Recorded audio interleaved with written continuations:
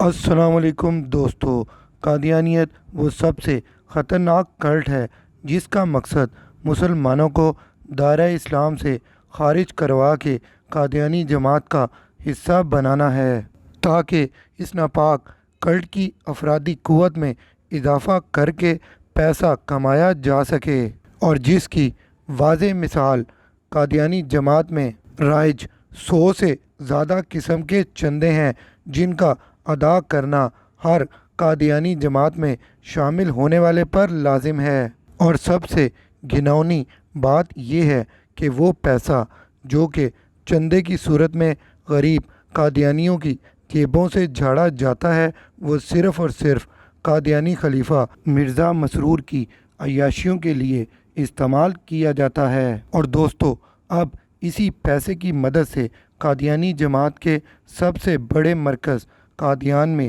ایک بہت بڑے رقبے پر قادیانی جماعت کے سرگنا غلام قادیانی کی وصیت کے مطابق قادیانی جنت بنائی گئی ہے، جہاں پر جوان اور خوبصورت قادیانی لجنات کو قادیانی حور کا درجہ دیا جاتا ہے، اور پھر یہی قادیانی حوریں قادیانی خود ساختہ جنت میں نیم برہنہ لباس زیب تن کیے اور اپنے چہروں کو پاؤڈر لالی کی مدد سے سجائے مسلمان لڑکوں کو اپنے جال میں پھانس کر انہیں بلا معاوضہ اپنے ساتھ فحاشی کرنے پر مجبور کرتی ہیں، جس کے بعد کمزور ایمان والے مسلمان لڑکے جوانی کے جوش میں قادیانی لڑکیوں کے ساتھ زنا کر بیٹھتے ہیں۔ اور دوستو، آپ کو یہ جان کر ضرور حیرانی ہوگی کہ قادیان میں موجود ہر خوبصورت کنواری قادیانی لڑکی کو اپنی شادی سے پہلے چند ماہ اس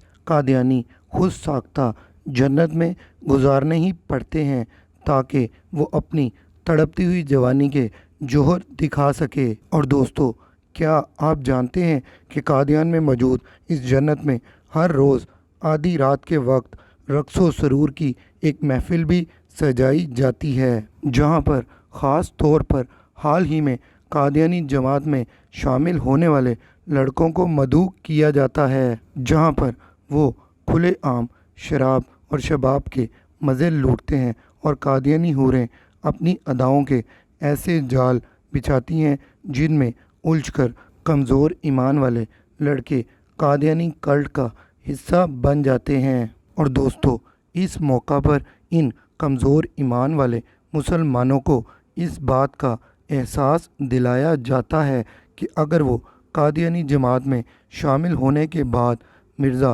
مسرور کو باقاعدگی کے ساتھ چندہ ادا کریں گے تو وہ نہ صرف ہر روز قادیانی جنت میں رات گزار سکتے ہیں بلکہ مرنے کے بعد بھی ان قادیانیوں کو اسی جگہ پر دفنایا جائے گا۔ دوستو، اب یقیناً آپ یہ بات سوچ رہے ہوں گے کہ شاید قادیان ہی ایک ایسی جگہ ہے جہاں قادیانی جنت میں یہ گندا کھیل کھیلا جاتا ہے، لیکن دوستو، ایسا ہرگز نہیں ہے۔ جہاں جہاں مرزا غلام قادیانی اور مرزا مسرور کے کنبے سے تعلق رکھنے والے افراد موجود ہیں، وہ یہ گھناؤنا کھیل جاری رکھے ہوئے ہیں۔ اور ہم آپ کو بتا دیں کہ قادیانی جنت کے نام پر فحاشی کا سب سے بڑا مفت اڈہ جرمنی میں قادیانیوں کے سب سے بڑے مرکز میں موجود ہے، جہاں پر کم سن اور معصوم قادیانی حوروں کو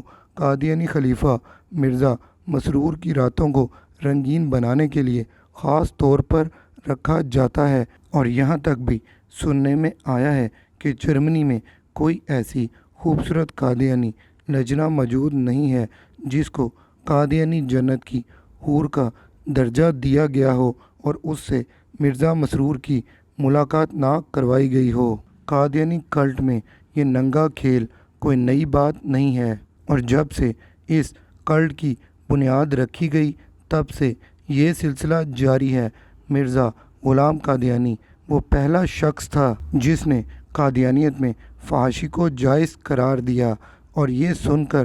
آپ کو مزید حیرانی ہوگی کہ اس نے اس مقصد کے لیے اپنے گھر میں باقاعدہ جوان لڑکیاں رکھی ہوئی تھیں جو کہ مرزے کے سامنے ننگی تک نہا لیا کرتی تھیں،